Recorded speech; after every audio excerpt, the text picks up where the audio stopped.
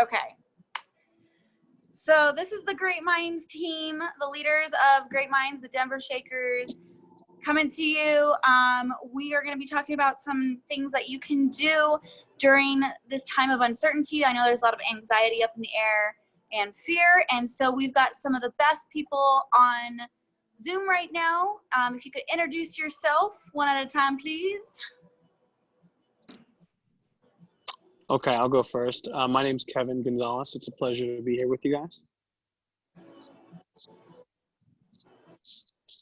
Yeah, I'm Phil Sanko. I think a lot of people see me and Jessica ran rave in the group, but that's who I am. I live here in Denver, and I do digital marketing, and that's what I do. I'm Laura Gilsdorf. I'm pretty quiet in the group oftentimes, but you get to hear me today, so enjoy it while it lasts. I'm in real estate and energetic healing and coaching. And is Keith still with us? I'm still here. Awesome. Happy to be here. Nice. Okay, so I just made a really great point a few minutes ago about leadership and how it looks completely different from when I first started in my career. And so I'd love for each one of us to take a second. What did you think leadership looked like, and how has it changed for you? Let's start with Kevin. Okay. I don't even think when you're growing up, you even think about what leadership is. I mean, maybe you kind of do. I was in college sports. I was playing soccer. But I think you said it best from what we discussed, is leadership comes to whoever can serve the other better. That person is truly a leader, because a leader has to live by example.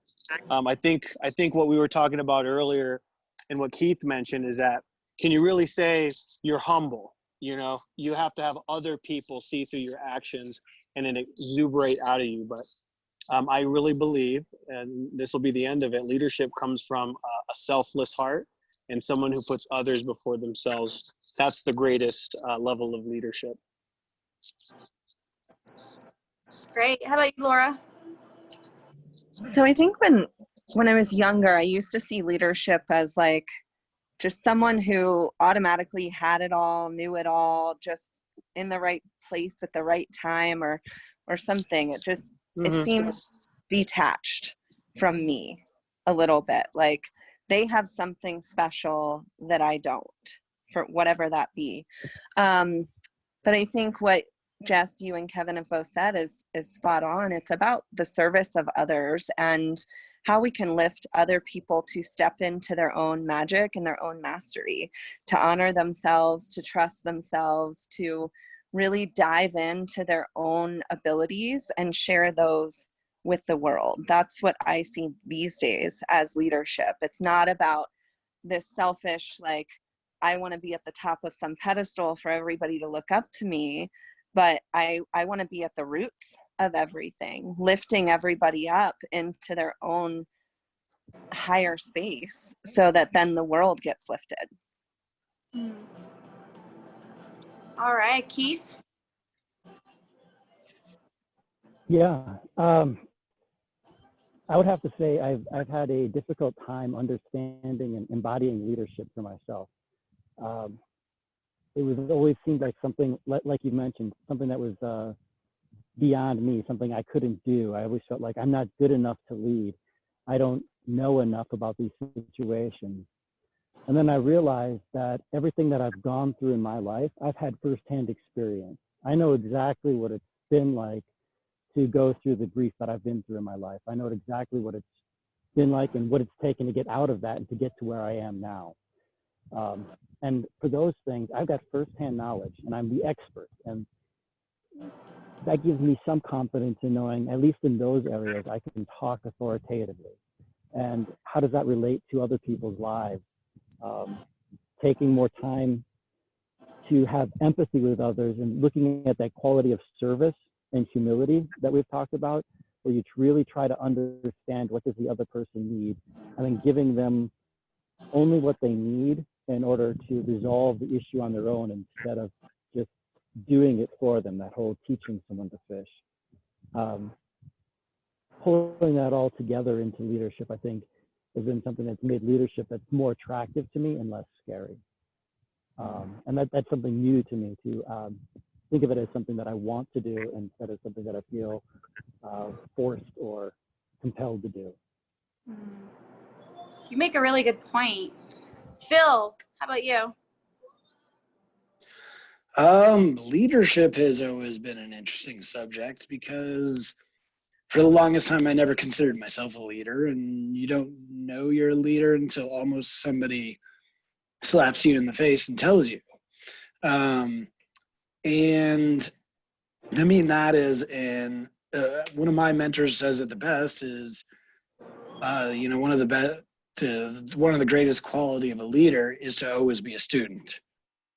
So practicing, always learning, always bettering yourself in certain ways,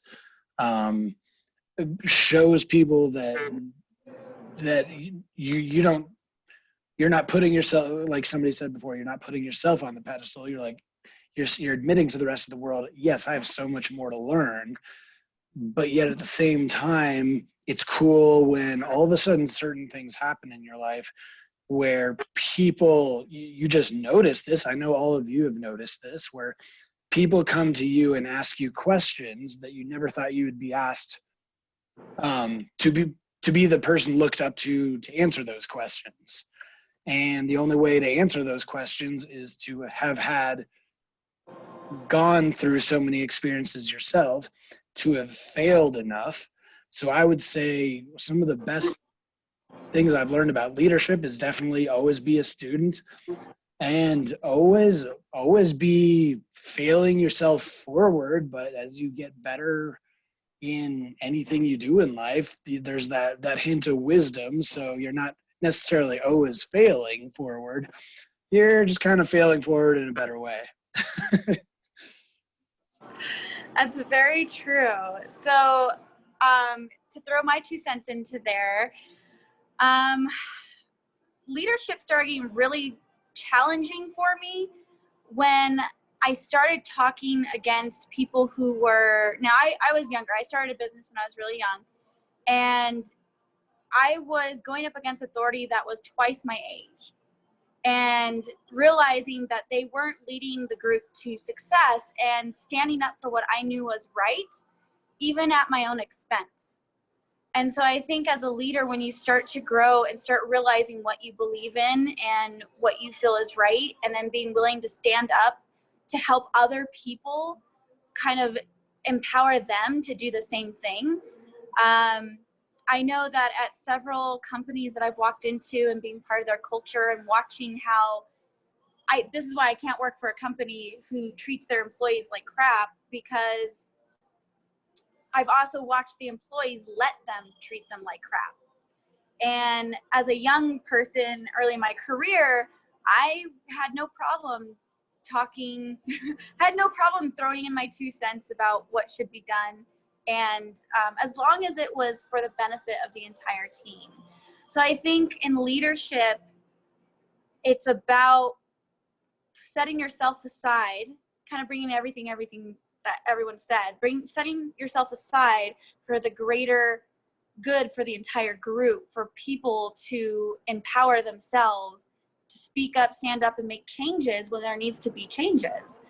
Sometimes that's scary. I mean, you look at Bob Marley or Martin Luther King, or they're going against some people, some powerful people who will shoot them. And so it really comes down to, what do you believe in? Who are you? What are you wanting to do for the world? And not even just the world, your community or your family. Or a leadership is about helping a group of people achieve a goal. That's all it is. They put so much flash onto it, and people look up to leaders because they take on a lot. But at the same time, it's just leading a group to a better future. So moving forward, ask another question. Since we are in a crazy time right now, and a lot of people are dealing with mindsets that they don't know how to combat, they don't really know what to do with.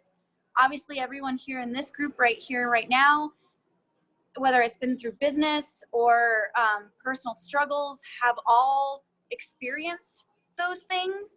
And it's not so much uncharted territory for us anymore. So what would you like to offer to someone who might be struggling? And since we ended with Phil, let's do Phil first. To somebody who's struggling is, I would say, man, that's a tough question, because everybody has so many different struggles in life, whether it's personal, business, or spiritual, emotional. I would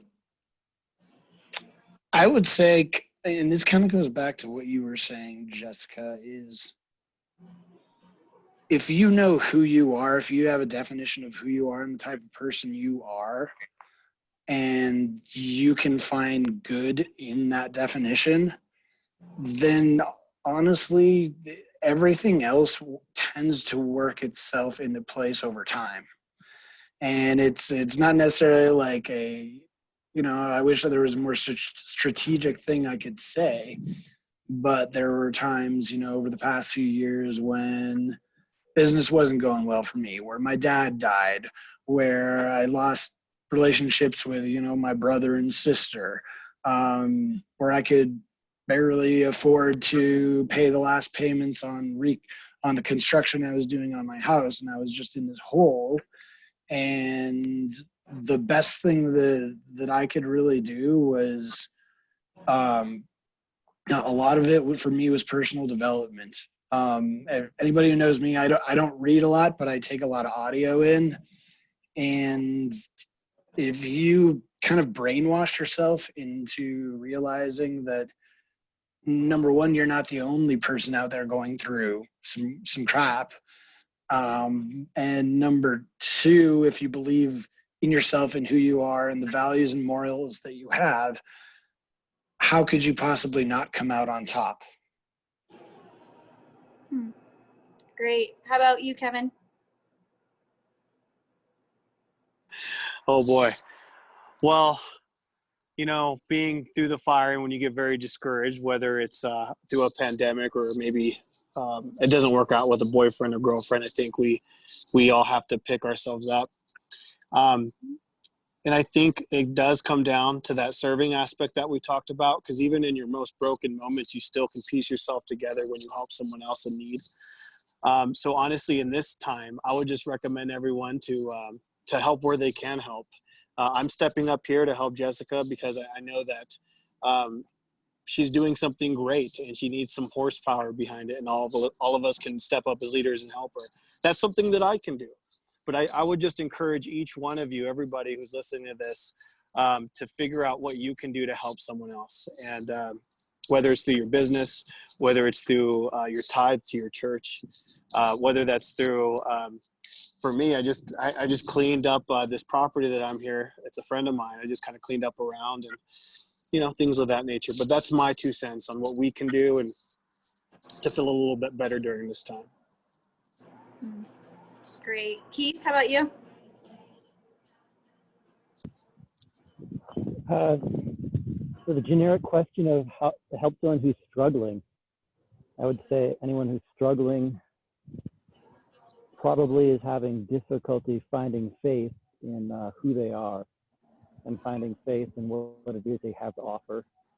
I would say this is a great time to actually reflect on who it is you are and what it is you have to offer. That's certainly what I've been doing. And it seems like reflecting on that, reinforcing that, and finding your happiness and joy in that. I think that's part of the point in this, is finding what it is about yourself that you actually can take the lead in. That thing about yourself that, like, yeah, that part of me, I've nailed it. That's something that I can actually show to others. That's something I have to offer. I would say looking for that thing and then really encouraging that thing. That's what's going to give you that self-confidence. Like, no, I got that thing nailed. I can do this other thing too. because Hmm. every struggle we go through in life is related to another struggle. I think that's why illustrations work. That's why we can talk, because you can compare different things. If you can win at one thing, if you can overcome one struggle in life, you can overcome another. And then you can overcome another, and then another. I would say just focusing on the struggles that you've overcome will give you more power to overcome the struggle you're currently going over. Amen. That was a great word. Like that. Awesome. Laura? Yeah, so a couple things I would invite people to is, what I see is all of us, we get really caught up in our own thoughts, our own judgments, our own points of view, our own conclusions and outcomes of what does this personal time for me mean, and what's the outcome of it going to be. And so I really invite people to just stop for a second and ask themselves whether their own thoughts are actually true, whether they're actually something that they want to carry with them in their lives and create as their truth, or whether they want to question it for a moment and be like, well, is that what I want to create? Because if we're stuck in a process of fear and scarcity and lack, we're just going to generate more of that in our lives. And it's not that we as humans don't get stuck in that from time to time, but I know through my own personal struggles, the more I get stuck in that, I just create more and more and more of it. So what I see right now is there's a really amazing opportunity to just bring true presence into our realities, where it's actually not about, I'm not saying don't look at what's possible for creation, or don't look at your future or anything like that, but we have this opportunity to get present with ourselves in such a new way, where just to consider for a moment that really the only thing that matters is this moment right here, right now, with all of you guys on this, or for whoever's listening in this moment. Like, this is all that matters. And if this is all that matters, and we can let go of all of our attachments and our conclusions and everything about the future and the outcome, and just focus moment by moment on what's the next thing that's going to align me into something new, or bring me comfort, or bring me joy, or have me support somebody else. That's just my 2 cents, is there's just an opportunity right now to just really practice that presence with ourselves and with others, and to invite in some new thoughts and eliminate the ones that no longer serve us in a new way. Can I add on to that? No, that's awesome. That made me think of something else. Is has anybody here done Landmark by chance? Landmark I heard Forum? about it. I heard about it. I coach a lot of people who've been in Landmark, but without giving away, they teach you so much stuff there, but one of the things they teach you is okay, well, as we live in the present, we take these events from the past that and we create these stories in our mind about how that event now defines you. So there's the past, there's the present, and there's the future, right? So this happened in the past. This is a fact. XYZ happened in the past. But as I'm living in the present here, I'm looking at the future, holding this story that I made in the past. Meaning, this doesn't actually exist. The story, it's just that. It's just a story. So if you wipe that clean, all of a sudden, this is an empty slate. Mm-hmm. And living in the present, all of a sudden, anything is possible. Wow. So one thing I'm going to throw in there is, we have talked, all of us have brought up identity into this. And I think one of the reasons people struggle, one of the common challenges with all of the struggle, is identity. And I recently have had somebody ask me, well, how do you know who you are? How do you figure that out? And basically it is a decision, right? But how do you kind of get in connection with yourself? And I think a lot of people are experiencing what they are simply because our lifestyle, our way of life has distracted us from who we are. And for us to come back to who we are, there's a few ways of doing that. One, taking into account, I guess, the stories of your childhood. What did you enjoy doing when you were a child? When you didn't have all these responsibilities and the obligations of, going to work and making money, where did you put your time? Where did you just enjoy being who you were? You didn't really think about who you were, you just did it, right? So tagging onto that, I call it blissful dissatisfaction. I'm not the only one who calls it that. But looking at what makes you feel blissfully dissatisfied, like you enjoy it so much that you enjoy continuously learning about it. Those are the things that are never going to change about you. And when I was struggling with my own identity, anything that I could find that I was like, yep, I love that, and that's never going to change about me, I held on to, and I just basically brought it into my present moment, talking about what Laura was just talking about. I brought as much of my joy, those things that I loved, into my present moment. And lo and behold, I discovered a lot of those joys were simple things. So everybody wonders why I'm obsessed with pizza. That's why I'm obsessed with pizza. Because I knew I always was going to love pizza for the rest of my life. There's no pizza I don't like, except for maybe anchovies. I'm not big on anchovies. But so I just brought pizza more into my life every day. And I started doing that with other things to the point where I safeguarded those things. I love the pool. So I made it 11 to 12 every day was my pool time that I set aside for me to go and enjoy the pool. Now, I know lots of things have been fighting for our time lately, but we are blessed right now. I mean, there's always good that comes out of the bad. And right now, since we all have downtime, we're all at home, we're spending more time with the family. This is a great time to figure out what those blissful dissatisfactions are and to have them more in your present moment. And I'm done. Anyone want to throw in last? Yeah, there was one other thing I was going to say that you just brought me back to was in a lot of the discussions I'm having with people in this moment is, it's really easy to get caught up in the fears and the unknowns and the uncertainty and all of that. But there's an element of like the collective creating all of this, right? And so if you look at it from the perspective of like, well, what is the gift in this? For me, if I was part of the collective that created this, why would I have created this from a place of a gift to myself or to my family or to those that I support and those that I'm a leader for? So it could be exactly what you're saying, Jess, which is finding the thing that brings you your joy or giving yourself some time for reprieve or relax or giving you the time to create something new or giving you the time to dive deep within yourself and heal those old traumas and create a new story. Everybody's gift is going to look a little bit different, but if you just stop for that moment, bring some presence and say, okay, if I was part of this creation, what is the gift in that for me, for my loved ones, and for the world? I love it. That was a great Awesome.